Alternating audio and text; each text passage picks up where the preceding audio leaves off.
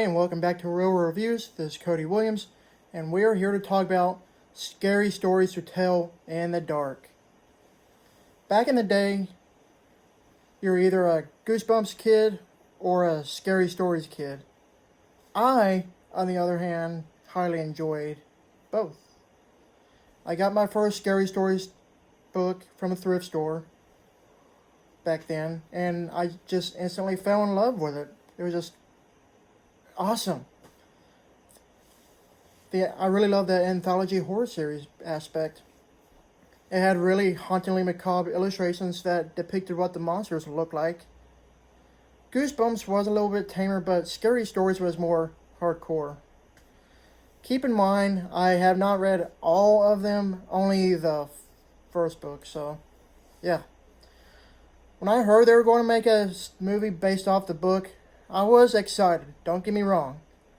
But also, I was somewhat in doubt that it would tank.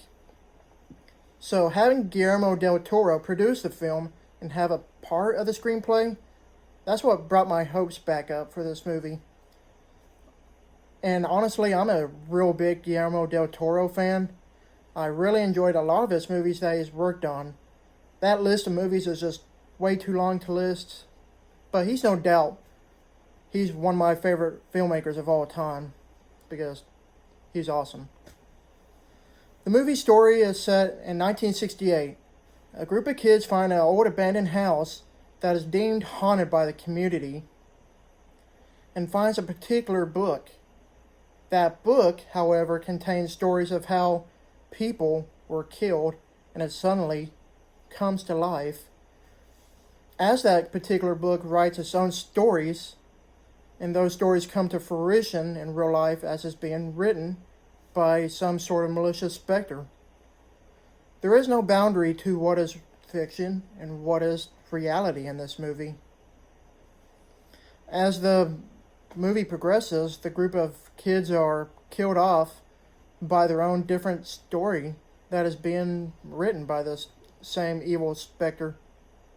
Just like the actual book series, this movie contains the Harold the Scarecrow story, the Missing Toe story, the Pale Lady story, the Red Spot story, and last but not least, the Jangly Man story.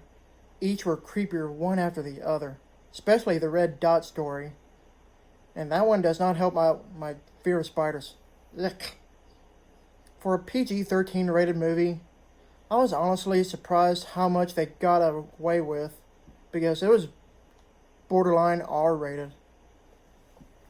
The visuals were truly nightmare-inducing and just really disturbing.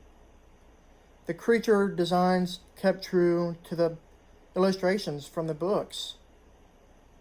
And so for that, the movie did justice perfectly for them. The mixture of practical effects and some CGI that was used looked breathtaking. I mean, wow. It looked so awesome. I was really impressed with the child actors.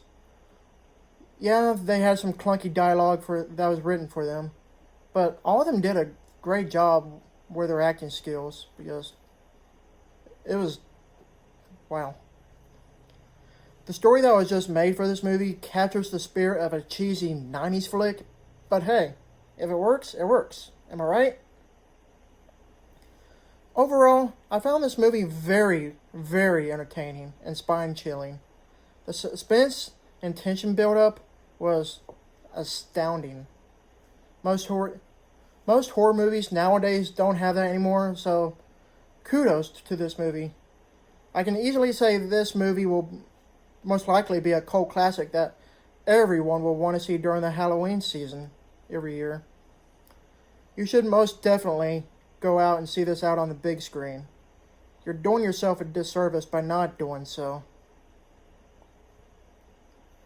I give this movie a B. Thank you for watching, and don't forget to like and subscribe to my channel and to keep up with my real reviews.